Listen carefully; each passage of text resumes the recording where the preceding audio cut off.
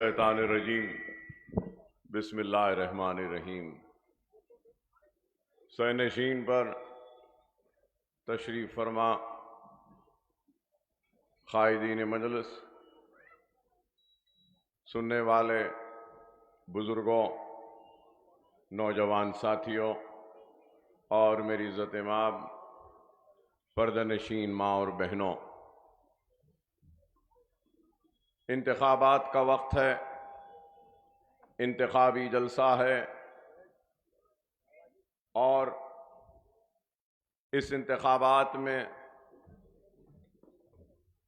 मैं अपनी जमात की कारकर्दगी, कामयाबियाँ और आने वाले कल में हम क्या मंसूबे व इरादे रखते हैं, उनको बयान करने के लिए आपके दरमियान में हूँ। मौसम शदीद है, सूरज पूरे आब व ताप के साथ अपनी गर्म शोलों को जमीन पर फेंक रहा है और आप और हम अगर इस गर्मी की हरारत को सह रहे हैं तो इसके साथ साथ सियासी गर्मियां भी अपने उरूज पर हैं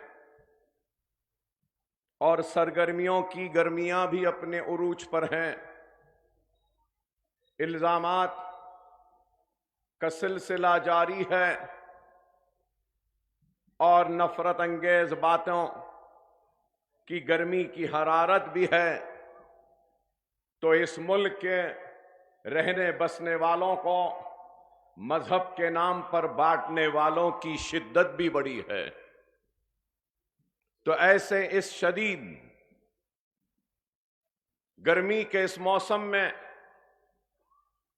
मुझे इस बात का यकीन है और ये मेरा ईमान है कि हमारी ईमान की हरारत इन सारे गर्मियों को शिकस्त दे देगी और सारे हरारतों को ठंडी कर देगी। ये सिर्फ मेरे खिताब के जुमले नहीं, बल्कि ये हमारा अज़्म है, ये हमारा इरादा है और हमें अल्लाह की ज़ात पर कामिल यकीन है कि हम अपने ईमानी हरारत के जरिए इन सारी गर्मियों को न सिर्फ ठंडा करेंगे बल्कि एक मौसर जवाब देंगे। इंतखाबात आते हैं तो इंतखाबी मैदान में कई उम्मीदवार अपनी किस्मत को आजमाते हैं, तो कई सियासी जमातें भी अपने उम्मीदवारों को उतार कर अपने मैनिफेस्टो की इजराई पब्लिश करते हैं या प्रिंट करते हैं या छापते हैं। तो कई सियासी जमातें अपने अज़ाइम और मंसूबों को अपने तहरीर के जरिए अवाम के सामने रखते हैं और मजलिस इत्तेहाद अल मुस्लिमीन हर वक्त आपके दरमियान में रही और मजलिस इत्तेहाद अल मुस्लिमीन कोई तारुफ की मोहताज जमात नहीं है। बरसा बरस से मजलिस इत्तेहाद अल मुस्लिमीन आपके दरमियान में है और काम कर रही है और इस हकीकत से कोई इनकार नहीं कर सकता कि मजलिस इत्तेहाद अल मुस्लिमीन ने अपनी जिद्दोजहद का आगाज ऐसे वक्त में किया जब हमारे तख्त ताज अजायब घर की जीनत बन चुके थे, जब हमारी लहलाती हुई खेतियां उजड़ चुकी थीं, हमारे महलात में रोशनियां गुम हो चुकी थीं, बंद हो चुकी थीं, हमारे गलियों में अंधेरे छा गए थे और हमारे दामन में सिर्फ खौफ था और मायूसी थी।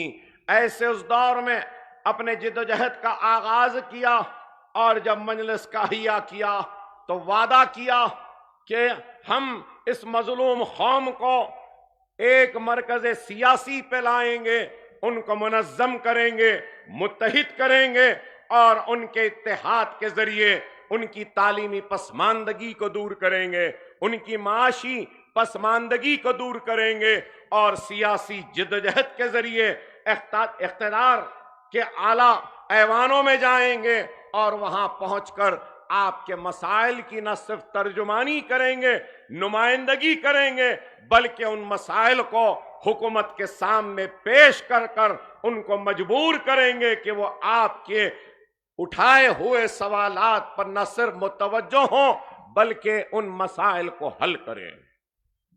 तो सवाल ये पैदा होता है कि क्या मजलिस इत्तेहादुल मुस्लिमीन ने अपने उन वादों को पूरा किया या नहीं किया।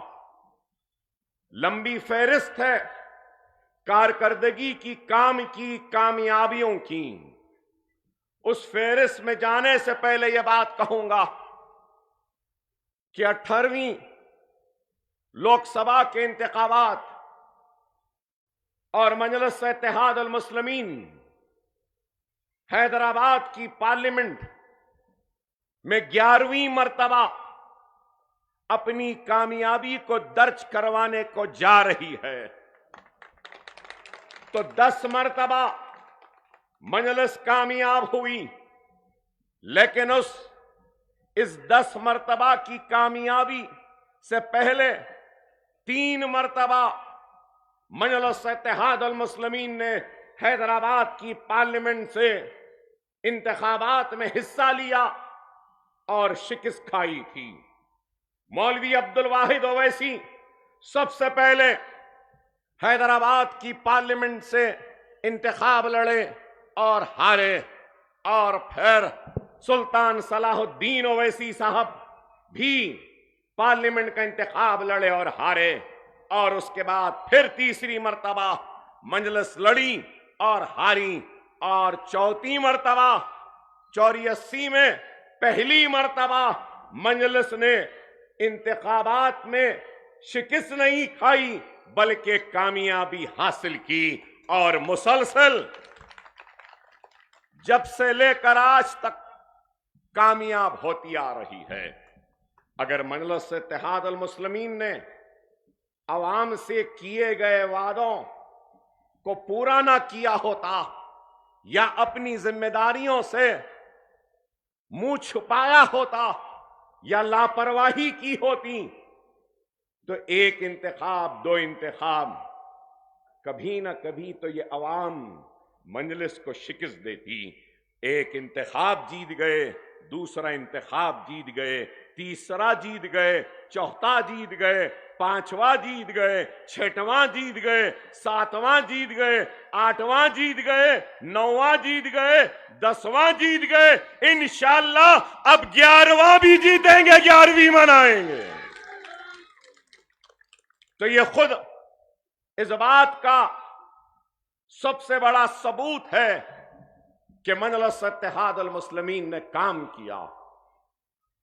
मजलिस इत्तेहादुल मुस्लिमीन के काम, कारकर्दगी, वो कामयाबी की निशानियां बेशुमार है, लेकिन कोई उसको तस्लीम करे या ना करे, लेकिन वो अपने आंखों से जो दिखाई देता है उससे तो इनकार नहीं कर सकता ना।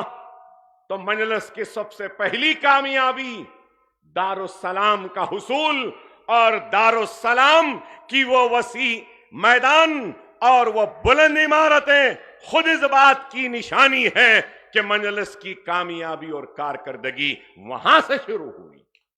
इस बात से कोई इनकार नहीं कर सकता। दारुस्सलाम की इमारत तो इंजीनियरिंग कॉलेज की इमारत, तो MBA की इमारत, तो MCA की इमारत, तो फिर आर्किटेक्चर की इमारत, तो फार्मेसी की इमारत, B फार्मा की इमारत, तो फार्मा D की इमारत, मास्टर्स की इमारतें, तो फिर मेडिकल कॉलेज की इमारत, नर्सिंग कॉलेज की इमारत, फिजियोथेरेपी की इमारत, तो फिर ओवैसी हॉस्पिटल की इमारत, तो फख्र मिल्लत हॉस्टल की इमारत, तो सालारे मिल्लत ब्लॉक की इमारत, तो असरा हॉस्पिटल की इमारत। अरे ये भी नहीं तो हमारी कामयाबियों की निशानियों को अगर कोई नहीं देख रहा है तो चलो एक 400 कदम आगे बढ़ते हैं। देख लो रियासत नगर का स्कूल, हमारे कारकर्दगी वो कामयाबी की निशानी। तो आगे बढ़कर जाओ, इस तरफ जाओ तो आपको दिखाई देगा नशे में नगर के स्कूल की इमारत। तो उससे आगे बढ़ेंगे तो Salare Millat KG to PG educational campus की 1,20,000 स्क्वायर फीट की इमारत नजर आएगी। उससे थोड़ा आगे बढ़े तो मुगलपुरा जाएंगे तो आपको फख्र मिल्लत कैरियर गाइडेंस का सेंटर वहां पे दिखेगा, 70,000 स्क्वायर फीट की इमारत। उससे आगे बढ़ो तो आपको नरखी फूलबाग की वो स्कूल की इमारत दिखेगी जो 65,000 स्क्वायर फीट पर है। नरखी फूलबाग से आगे बढ़ोगे तो हाफिज बाबा नगर में 60,000 स्क्वायर फीट की इमारत आपको नजर आएगी जो मुफ्त स्कूल की तालीम की इमारत है। उससे थोड़ा जाओ बाबा नगर में तो उमर कॉलोनी की स्कूल की बिल्डिंग नजर आएगी, वो भी 50,000 स्क्वायर फीट की। और उमर कॉलोनी से अंदर चले जाओ बारकस के तरफ तो सलाला में इमारत नजर आएगी जो स्कूल की 65,000 स्क्वायर फीट की। और उससे आगे बढ़ जाओ बल्लागुड़ा चले जाओ तो 2,40,000 स्क्वायर फीट की इमारत नजर आएगी। क्या ये काम कारकर्दगी कामयाबी नहीं है? अरे आज हमसे सवाल करते हैं कि हम क्या करें। अरे हमारे पास काम है। हम जानते हैं कि खौमों की तामीर मिट्टी के ढेर की बुलंदी पे खड़े होकर नहीं होती। हम जानते हैं खौमों की तामीर सिर्फ जज्बाती तकारीर या नारों से नहीं होती। खौमों की तामीर अगर होती है तो हौसलों से होती है, और वो हौसले हमारे पास है। अज़ाइम से होती है, वो अज़ाइम हमारे पास है। जुनून से होते हैं, वो जुनूनियां हमारे पास है। इसलिए ये काम हुआ। अरे आज इल्जाम लगाने वालों, मेरा सवाल है कि तुमने क्या दिया कौम को, क्या किया? अरे आज हमारे पास काम है, कारकर्दगी है। और अल्हम्दुलिल्लाह ये मेरा वादा है और चंद्रायन गुट्टे की आवाम जानती है कि अकबरुद्दीन ओवैसी अपनी गर्दन कटा लेगा लेकिन अपने वादे से कभी नहीं मुकरता। मेरा वादा है, अल्लाह ने अगर मुझे हयात दी तो मरने से पहले असरा हॉस्पिटल को फ्री कर दूंगा गरीबों के लिए इस दुनिया से जाने से पहले। ये काम है। इल्जाम लगाने वालों, हमारी कारकर्दगी पर सवाल उठाने वालों, मैं अपनी कारकर्दगी को पेश करने के लिए आज आपके दरमियान में आया हूं। आज ओवैसी व असरा हॉस्पिटल के जनरल वार्ड्स फ्री हैं, बेड चार्जेस सिफर हैं, डॉक्टर चार्जेस सिफर हैं, नर्सिंग चार्जेस सिफर हैं, कुछ भी नहीं लेते हैं। और 3 टाइम पेशेंट को खाना भी खिलाते हैं। मेरे पास तफसीलात हैं। फ्री जनरल वार्ड में कितने ओवैसी हॉस्पिटल में अब तक 9,736 पेशेंट हुए। फ्री जनरल वार्ड 2023 और 24 अब यह साल चल रहा है। 2022 वो 23 में हमने आगाज किया था तो उस वक्त 4,703, तो अब तक करीब 1.5 साल में 14,440 फ्री पेशेंटों को हमने ओवैसी हॉस्पिटल में ट्रीटमेंट किया। तो असरा हॉस्पिटल में अब तक हमने 16,617 पेशेंटों को फ्री ट्रीटमेंट दिया, और ओवैसी और असरा को अगर मिला लें तो 31,000 कितने 31,056 पेशेंटों को फ्री इलाज किया।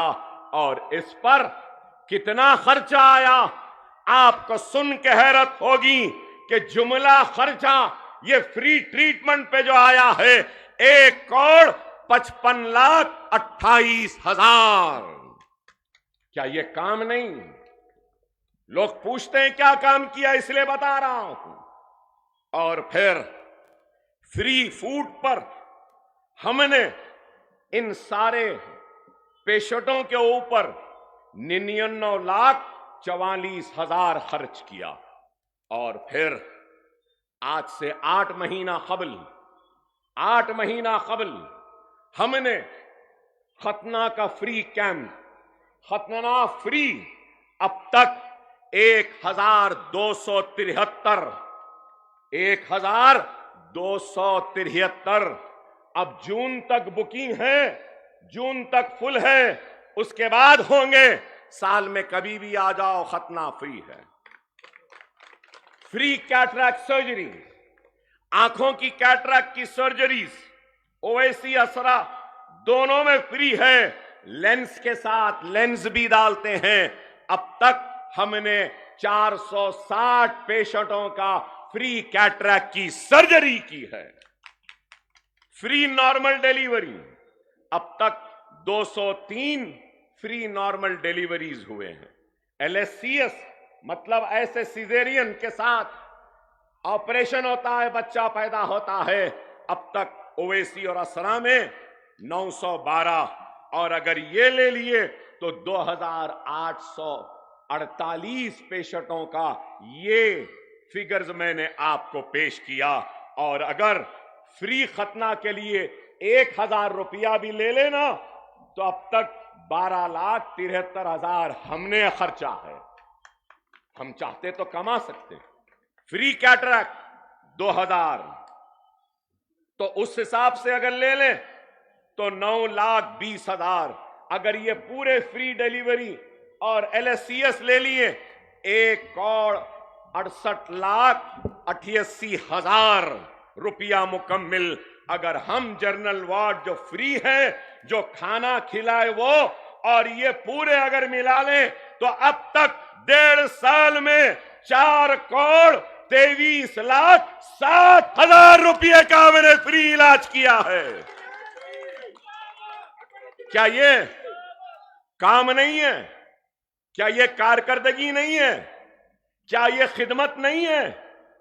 अब आगे भी बयान करूंगा, सुनिए।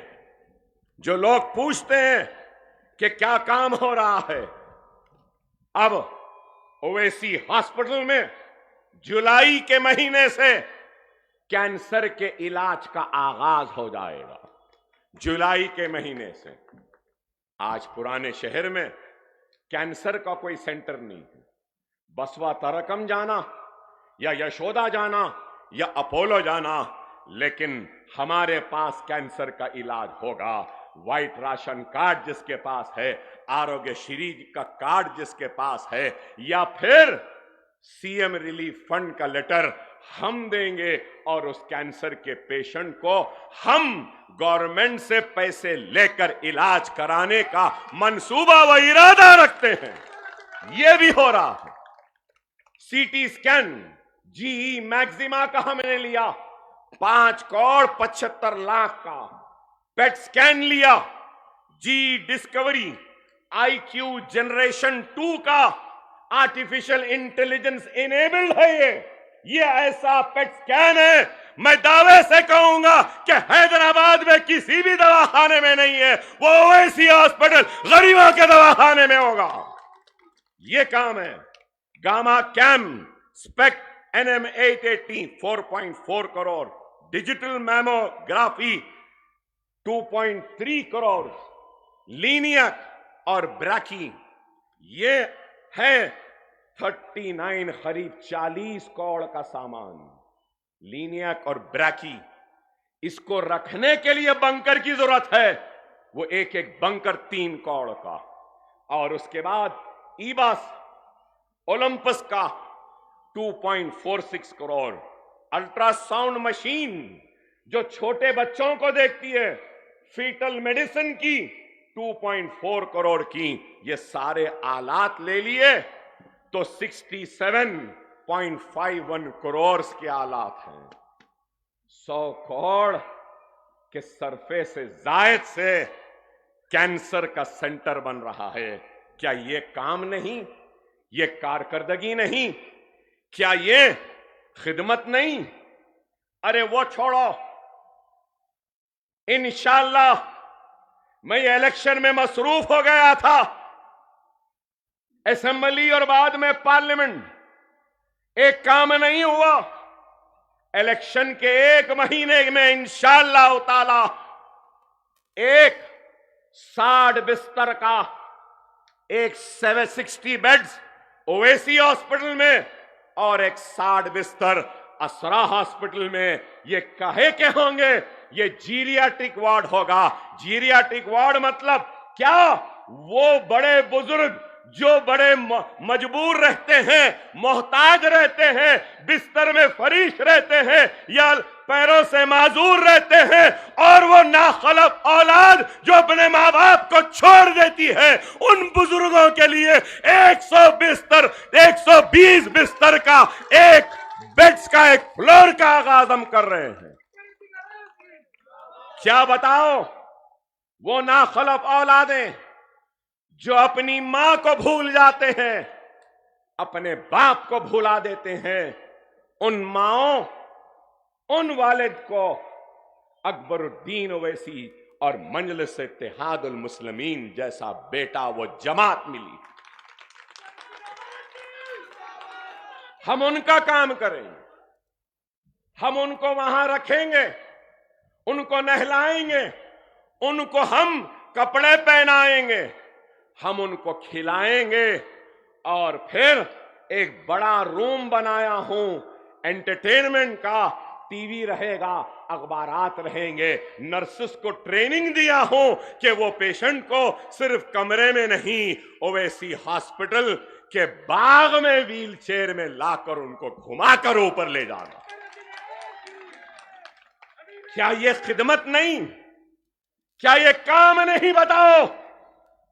अरे पूरी ईमानदारी व दयानतदारी के साथ काम कर रहे हैं। आज ओवैसी हॉस्पिटल का फिजियोथेरेपी, पीडियाट्रिक केयर का, neuro care, cardio care, respiratory care और ऑर्थो स्पोर्ट्स मेडिसिन का, फिजियोथेरेपी का, मैं कहूंगा कि हम वहां पर एक गेट लैब ला रहे हैं। गेट लैब, गेट लैब के जरिए हम वो लोग जो टक्कर के बाद या किसी वजह से माजूर हो जाते हैं, हम उनका मुकम्मल इलाज करने का 3 करोड़ का गेट लैब ओवैसी हॉस्पिटल में ला रहे हैं। प्रोस्थेटिस्ट लाएंगे। हमारा इरादा है कि मसनवी हाथ, मसनवी पैर का एक बड़ा सेंटर भी वहां पे ला रहे हैं। चंद्रायन गुट्टे वालों, और एक खुशखबरी तुम्हारे लिए कि बल्लागुड़े में एक 25 बिस्तर का दवाखाना ओवैसी हेल्थ सेंटर के नाम से तामीर हो चुकी है, वो भी चालू हो रहा है। सीटी स्कैन, अल्ट्रासाउंड, एक्सरे, मैमोग्राफ और पूरे labs, biochemistry lab, pathology lab, micro lab भी वहां पर होगा। सुबह में general medicine, general surgery, paediatrics और दूसरे ब्रॉड स्पेशलिटीज रहेंगे, तो शाम में कार्डियोलॉजिस्ट, न्यूरोलॉजिस्ट ये भी रहेंगे वहां पर। अरे ये काम हम कर रहे हैं और फिर पूछने वाले पूछते हैं कि हमने क्या किया। अरे दीवानों, तुम क्या जानते हो, काम करना उतना आसान नहीं होता। ओवैसी हॉस्पिटल की माहाना तनख्वाह 4.5 करोड़ रुपया है। असरा की तनख्वाह 4 करोड़ चिल्लर है। ओवैसी हॉस्पिटल की तनख्वाह वो भी 4 करोड़ चिल्लर है। तो माहाना 12 करोड़ रुपया तनख्वाहों में जाते हैं। क्या कोई मामूली है? जो पूछते हैं कि क्या किया, जब मजलिस का अहिया हुआ तो टूटा कलम, कागज का टुकड़ा भी नहीं मिला था।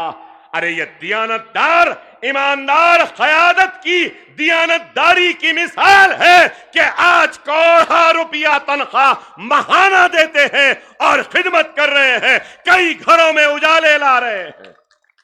ये काम है, ये काम हमने किया। इल्जाम लगाने वाले इल्जाम लगाते हैं, अरे ये काम तो मजलिस ने किया। लेकिन इस अकबरुद्दीन ओवैसी ने भी अपने बाप और अपने दादा के नक्शे कदम पर चलते हुए काम किया, खिदमत की। अगर सलाहुद्दीन ओवैसी ने ओवैसी हॉस्पिटल बनाया था, जो दुनिया आज भी देखकर हैरत करती है, तो उसी बाप के बेटे अकबरुद्दीन ओवैसी ने भी बल्लागुड़े में ऐसी इमारत बनाई है कि देखने वाले देखकर रश करते हैं, हैरत ज़दा रह जाते हैं। क्या क्या ये गरीबों का स्कूल है?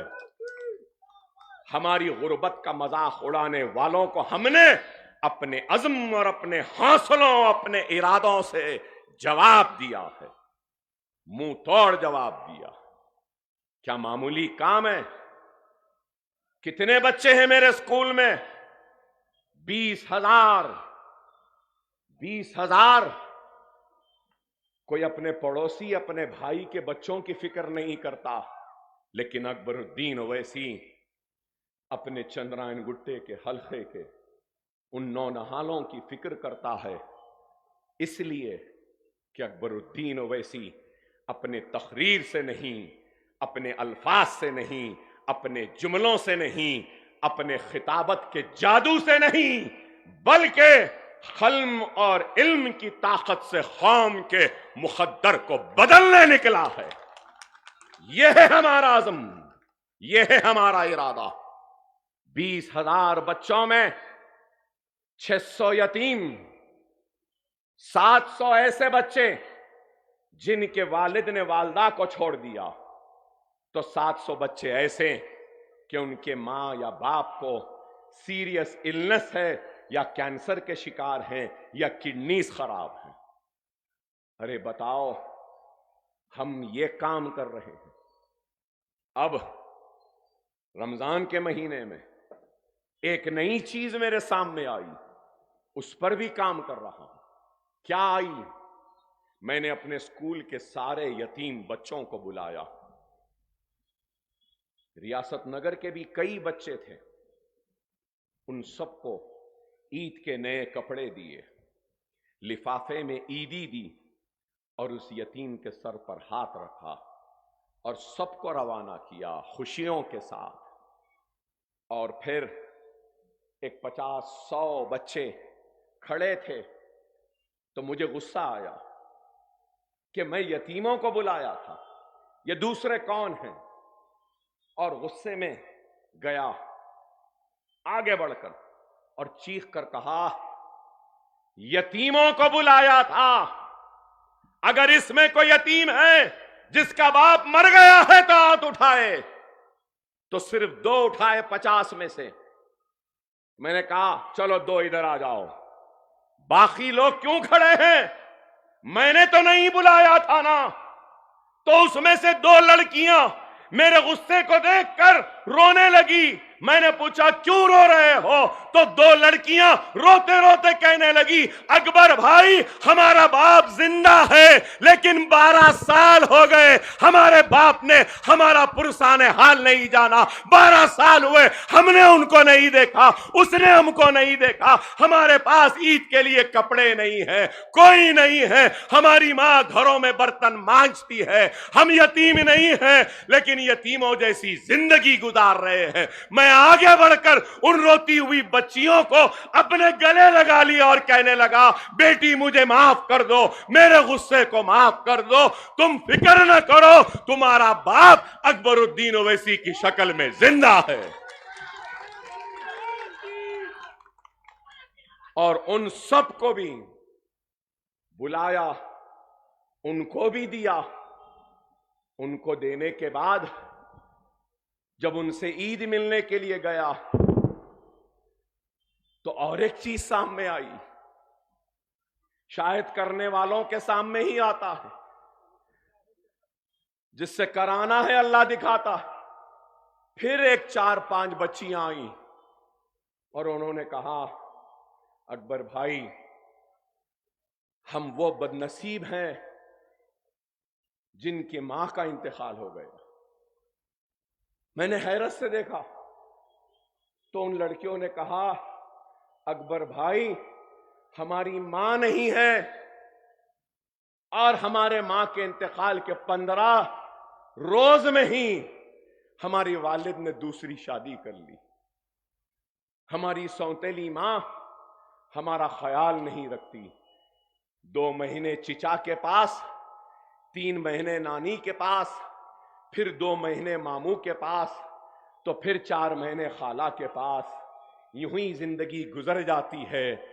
आपकी मेहरबानी कि हमको फ्री तालीम मिल रही है, लेकिन अकबर भाई हम घर के नौकरों से बदतर जिंदगी गुजार रहे हैं। सारा घर का काम करवाते हैं, पोछा मारने लगाते हैं, झाड़ू मारने लगाते हैं, हर लम्हे पर हमको हमारी मां याद आती है। तो मैंने उसी वक्त उन बच्चियों के सर पर हाथ रखकर यह फैसला किया कि ऐसे बच्चियां और ऐसे बच्चे जितने हैं जिनकी मां का इंतकाल हुआ है और उनका बाप शादी कर लिया, ये बच्चे घरों में काम कर रहे हैं, इनके रहने का, खाने का इंतजाम मैं करूंगा और एक इमारत बना रहा हूं जहां ऐसे बच्चों की परवरिश हो। अरे ये काम है, ये काम हम कर रहे हैं। अरे आज बातें तो बहुत करते हैं लेकिन काम करने वाले बहुत कम हैं। खुदारा अपने हकीकी चाहने वालों को, खिदमत गुजारों को पहचानो। 20,000 बच्चे मुफ्त तालीम, 2 जूनियर कॉलेजेस हैं यहां पर, है ना? चलो ये हमारे यहां, ये जमाल कॉलोनी की आयशा गनी, मालूम है आपको, फिजिक्स में 60 आउट ऑफ 60, ज़ूलॉजी में 60 आउट ऑफ 60, अरेबिक में 99, महक सुल्ताना अरेबिक में 98, इंग्लिश में 98, सनिया खातून 86%, ईमान बशीर 80%, फिजिक्स में 60 में से 60, सफिया तबस्सुम 80%, अस्मा खान 79%, समीहा बिन मिसबाह 70%, फिजिक्स में 60 आउट ऑफ 60। तो यहां पर 14 बच्चे ऐसे हैं, सीईसी में भी 84, 80, 90। तो ये कॉलेज में टॉपर है 95% बाईपीसी में। कौन से स्कूल की है मालूम टॉपर आपको? नसर स्कूल की नहीं है, हैदराबाद पब्लिक स्कूल की नहीं, कॉन्वेंट की नहीं, ग्रामर की नहीं, अल्हम्दुलिल्लाह 95-97% लाने वाले बच्ची 13 साल ओवैसी स्कूल ऑफ एक्सीलेंस में पढ़ी है। अरे ये है हमारा काम, यह है हमारी कारकर्दगी। अरे और सुनो, बल्लागुड़े में हमारा कॉलेज है नसरीन उन्नीसा, 95% फिजिक्स में 60 out of 60। Sheikh Samira Begum zoology में 60 out of 60। Rasha Hashim physics में 60 आउट ऑफ 60। सीईसी में सनिया फातिमा कितने मार्क्स? 97%। नूरीन फातिमा सिविक्स में 99, अरेबिक में 99। अरे आप अंदाजा लगाओ, यहां बाईपीसी में बच्चा एक तौसीक शाहिदी फिजिक्स में 60 आउट ऑफ 60, बॉटनी में 60 आउट ऑफ 60, अरेबिक में 99। अंदाजा लगाइए, मोहम्मद अब्दुल समी ये भी 90%। खमर अकील एमपीसी में फिजिक्स में 66, 95%। सीईसी में भी 85% के कई मार्क्स। अरे बताओ, अरे मैं मजबूर हूं बोलने के लिए। मैं जानता हूं यहां पर बहुत से लोग कड़क चाय, नरम चाय, चाय की पत्ती, चाय का केतली, चाय का चुल्ला, चाय सुनने आए, लेकिन मैं आज उस चाय से, उस चाय के चुल्ले से, उस चाय की पत्ती से, उस चाय के पानी से हट कर बयान कर रहा हूं। क्योंकि सवाल करते हो कि क्या किया, तो बता रहा हूं ये किया। ये काम है 10th की फ्री कोचिंग। 10th के नतीजे आए 87% परसेंटेज है ओवैसी स्कूल ऑफ एक्सीलेंस का रिजल्ट। ये मेरा काम है। अब ये साल और 2 जूनियर कॉलेजेस का आगाज हो रहा है। एक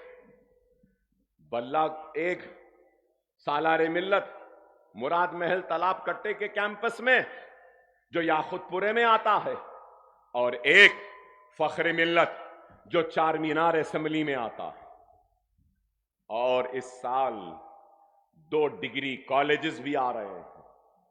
डिग्री कॉलेजेस में nutrition, BSc nutrition, BSc biotechnology, हम उसके बाद artificial intelligence, BCom computers, BCom accounts, BA, हर कोर्स का आगाज भी कर रहे हैं। इंशाअल्लाह आइंदा 5 बरस में दुनिया देखेगी 10th, इंटरमीडिएट और डिग्री में हर साल करीब 10,000 बच्चे यहां से कामयाब होकर निकलेंगे और अपने मुक़द्दर को अपने इल्म की ताकत से बनाएंगे। और दुनिया देखेगी। शायद मैं जिंदा ना रहूं, लेकिन दुनिया देखेगी। जो मेरी नजरें देख रही हैं कि वो दिन दूर नहीं है। इन पुराने शहर, वो हैदराबाद की गलियों से आईएएस निकलेगा, आईपीएस निकलेगा, आईएफएस निकलेगा, आईआरएस निकलेगा, डॉक्टर निकलेगा, इंजीनियर निकलेगा, साइंटिस्ट निकलेगा। अरे ये काम है, ये काम हम कर रहे हैं।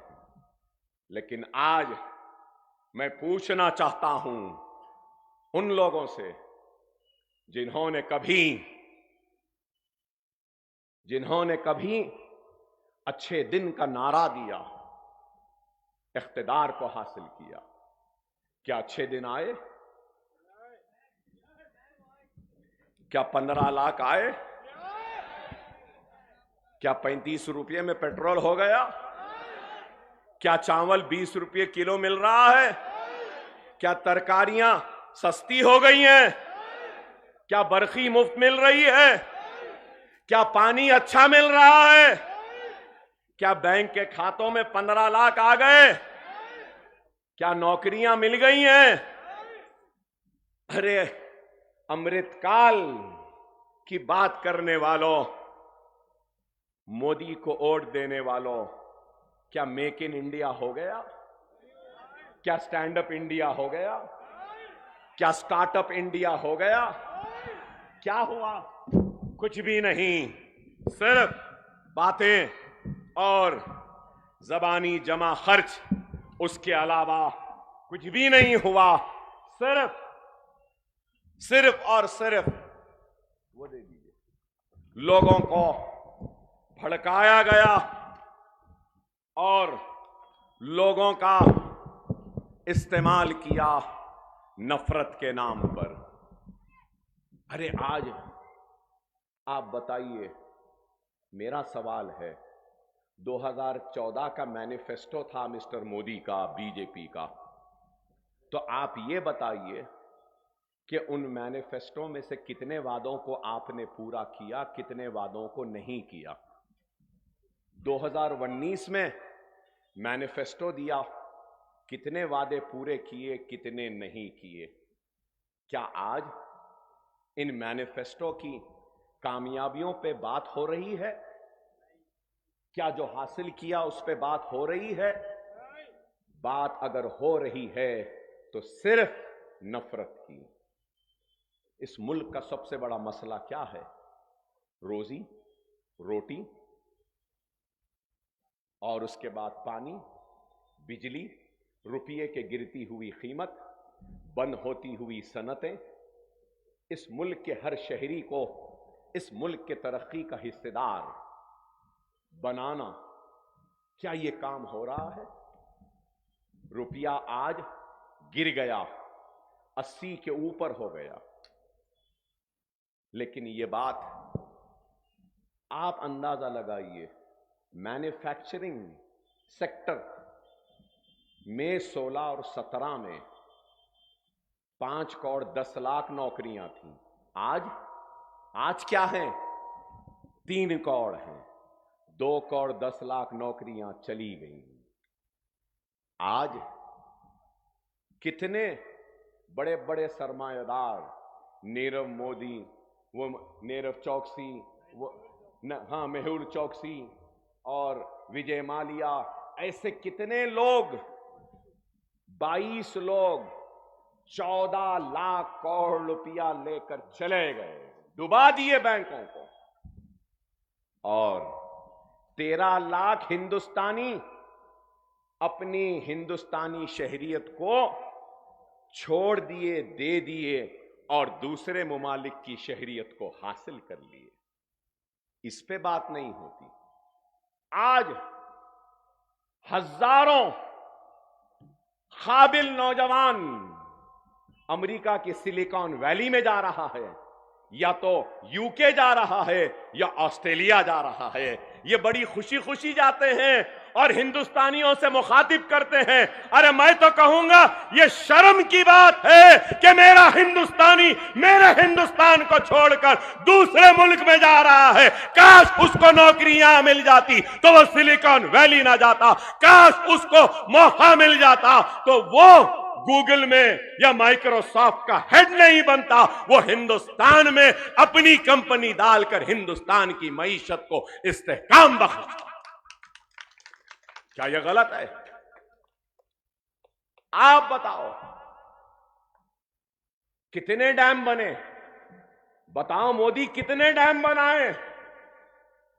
एक भी डैम नहीं बना। सुनो,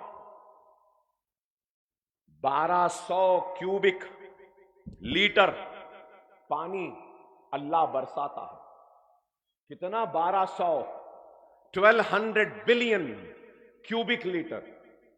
उसमें से सिर्फ 33% पीने के लिए, ज़राअत के लिए और सनत के लिए इस्तेमाल हो रहा है। 65% से जायद पानी समुंदर में जा रहा है। क्या ये है?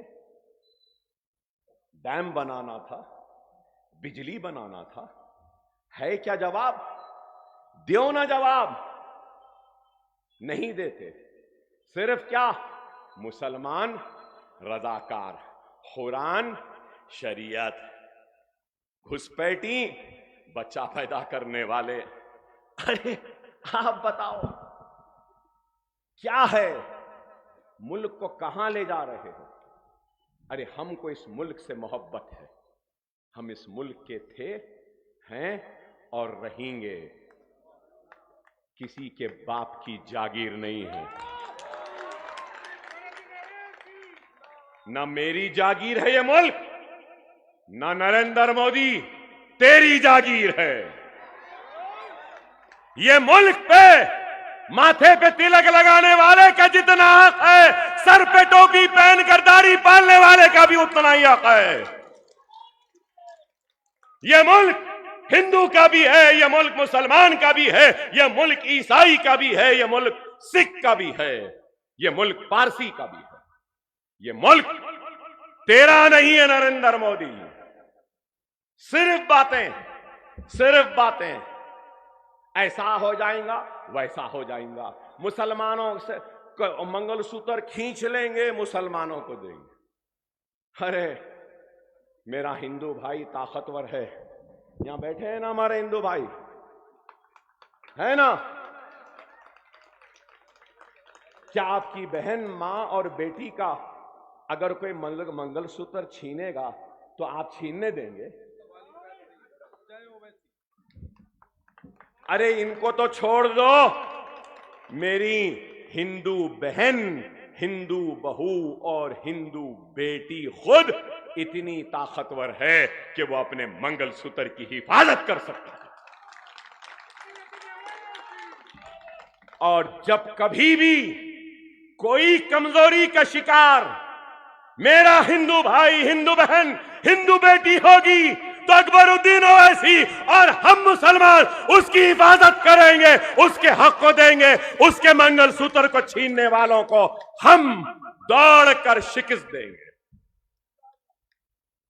ये है हम।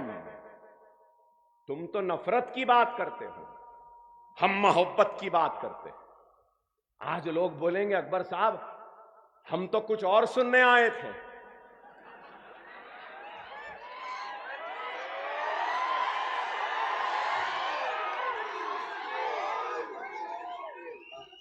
रुकिए,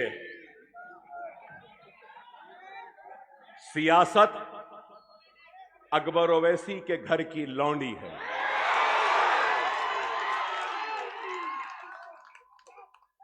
सियासत अकबर ओवैसी के घर की लौंडी है।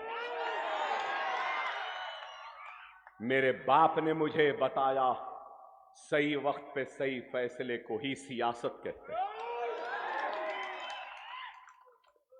और जिनकी सियासी मौत हो चुकी है उन मुर्दों में अकबर ओवैसी अपने अल्फाज की जान नहीं डालना चाहता।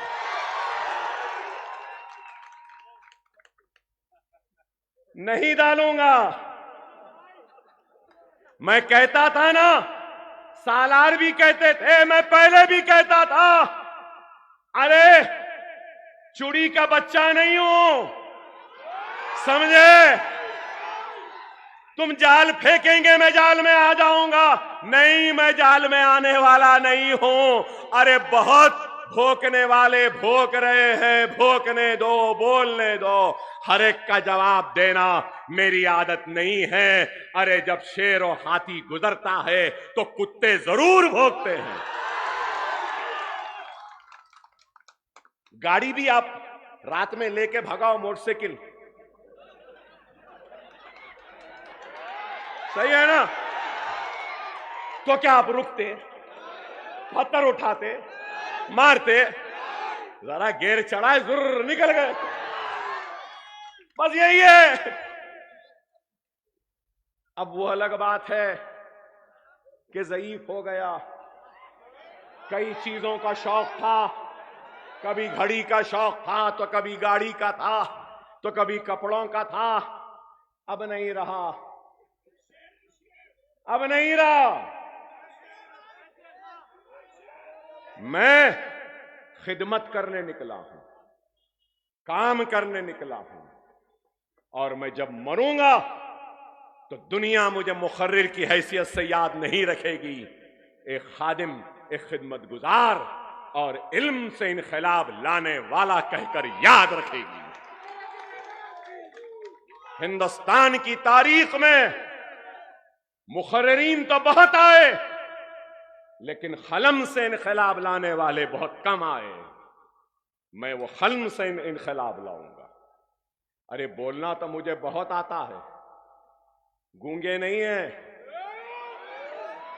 अकबरुद्दीन ओवैसी में ऐसी ताकत है कि गूंगों को भी बोलना सिखा सकता है।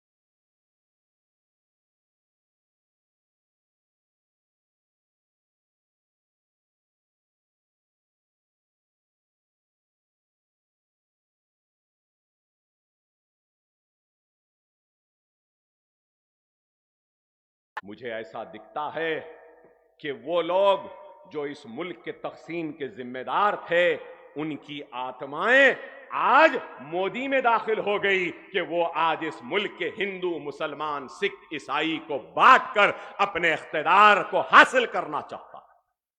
हम लोगों को बांटकर इख्तिदार को हासिल नहीं करेंगे, हम मोहब्बत के साथ करेंगे। आज आपको, हमको एक होना है। अपनी आवाज मजलिस है, मजलिस को मजबूत करना है।